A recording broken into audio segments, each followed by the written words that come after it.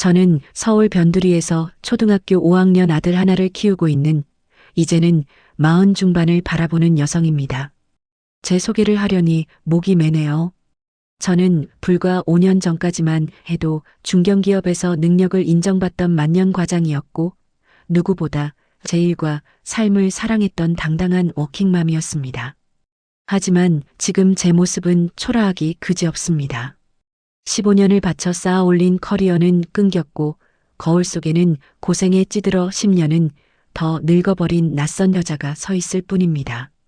저는 지금 제 인생을 송두리째 갉아먹고 저를 헌신짝처럼 내버린 시댁 식구들, 그리고 남편이라 불렀던 그 사람과 피 튀기는 이혼 소송을 준비하고 있습니다. 제 시댁은 겉보기엔 꽤 번듯했습니다. 서울 요지의 4층짜리 상가 건물을 소유하고 계셨고 일찍 혼자 되신 시어머니는 그 건물 꼭대기층에 사시며 월세를 받아 넉넉하게 생활하셨죠.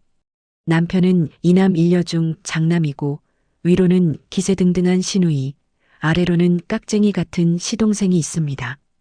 결혼 초부터 시어머니는 저를 탐탁지 않아 하셨습니다.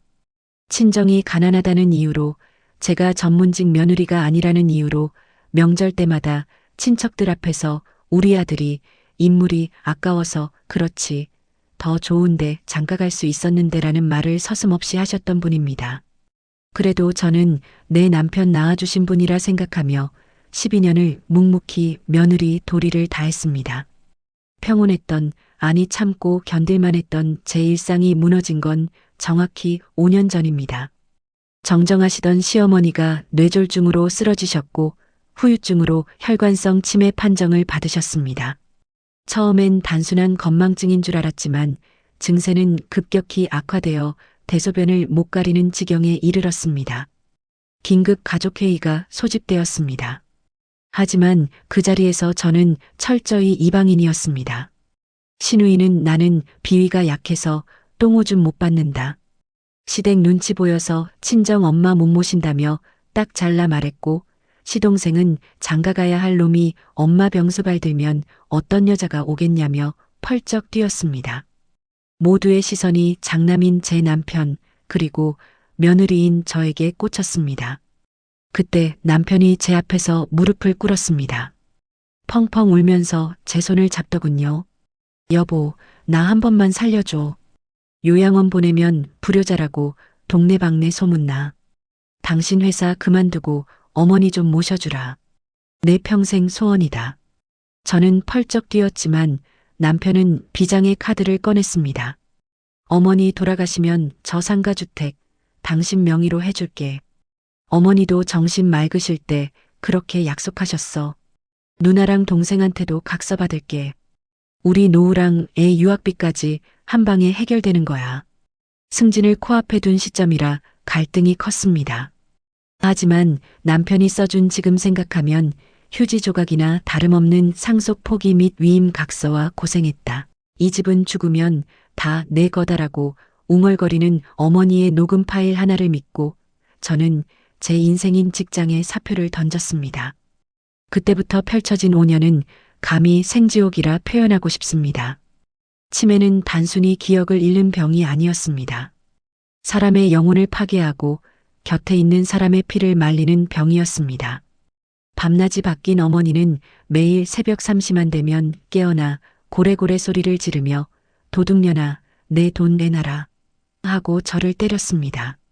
밥상이 마음에 안 든다고 국그릇을 제 얼굴에 엎어 화상을 입은 적도 있고 잠깐 화장실 다녀온 사이 거실벽에 변을 발라놓고 해맑게 웃고 계신 모습을 볼 때면 정말 베란다에서 뛰어내리고 싶은 충동을 수십 번도 더 느꼈습니다.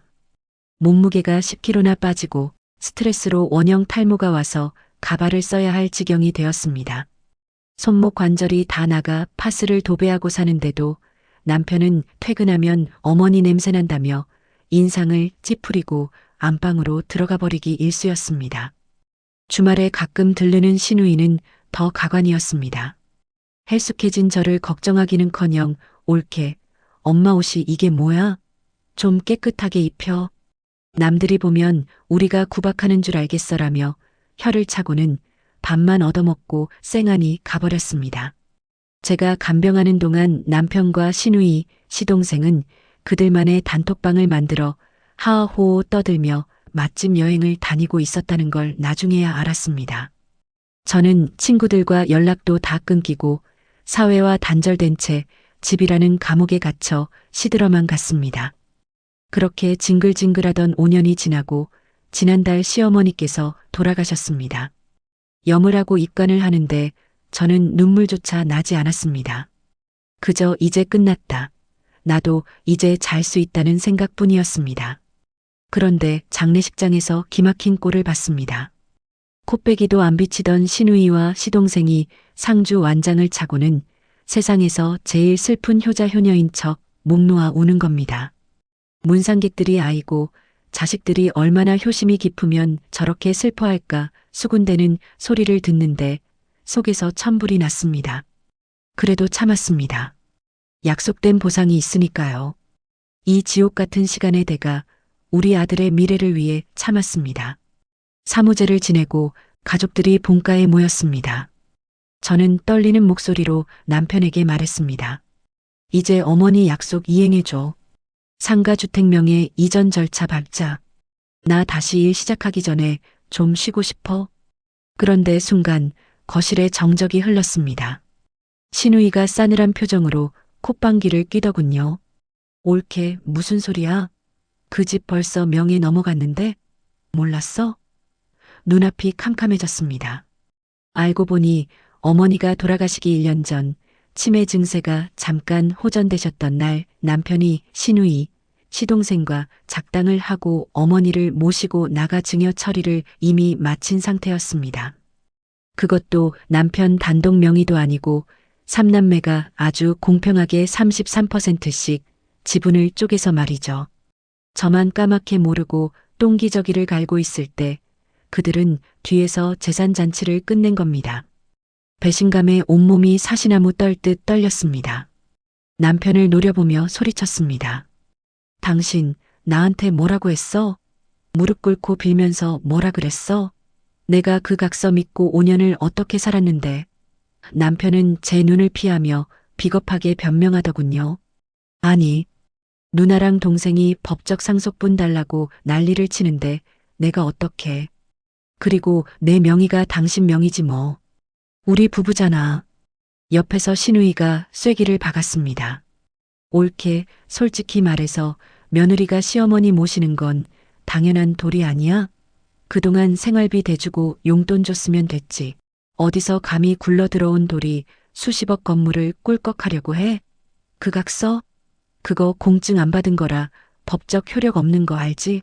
우리가 유류분 청구하면 옳게는 국물도 없어. 돈 욕심에 시어머니 수발 들었니? 참 천박하다. 시동생마저 거들더군요. 형수님, 너무 돈만 밝히시네. 형수님이 고생한 건 알지만 이건 엄연히 우리 김씨 집안 재산이에요. 욕심 부리지 마세요. 그 순간 깨달았습니다. 저는 지난 5년 동안 이 집안의 가족이 아니라 그저 돈 한 푼 안 드는 무료 고급 간병인이자 호구였다는 것을요. 저 인간들은 저를 속이고 제 노동력을 착취하기 위해 철저하게 연극을 했던 겁니다. 남편도 시누이도 시동생도 다 한패였습니다. 그 길로 밥상을 뒤엎고 나와 친정으로 갔습니다.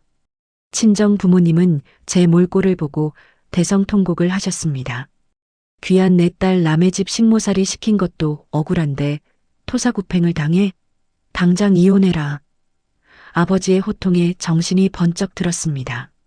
저는 즉시 변호사를 선임하고 이혼 소송과 함께 위자료 청구 그리고 지난 5년간의 간병비 청구 소송을 준비하고 있습니다.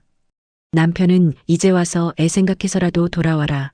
내가 오해한 거다. 소송해봐야 우리 집안 변호인단 못 이긴다라며 회유와 협박 문자를 번갈아 보내고 있습니다. 시누이는 친척들에게 제가 유산을 노리고 시어머니를 학대했다가 쫓겨났다는 헛소문까지 퍼뜨리고 있고요. 억울해서 밤에 잠이 오지 않습니다.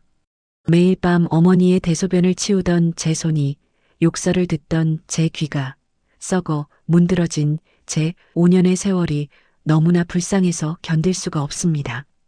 법적으로 증여가 끝난 재산을 되찾는 게 쉽지 않다는 말도 들립니다. 하지만 이대로 물러설 수는 없습니다. 제가 정말 돈에 눈이 멀어 며느리의 도리를 계산적으로 이용한 나쁜 년인가요? 약속을 어기고 뒤통수를 친 인간의 탈을 쓴 저 시댁 식구들을 상대로 제가 할 수 있는 가장 잔인한 복수는 무엇일까요? 이 싸움에서 제가 이길 수 있을까요? 여러분이라면 이 억울하고 분한 상황에서 어떻게 하시겠습니까? 제 잃어버린 5년과 짓밟힌 자존심, 어떻게 보상받아야 할까요? 부디 저에게 지혜를 나눠주세요. 긴 글 들어주셔서 감사합니다.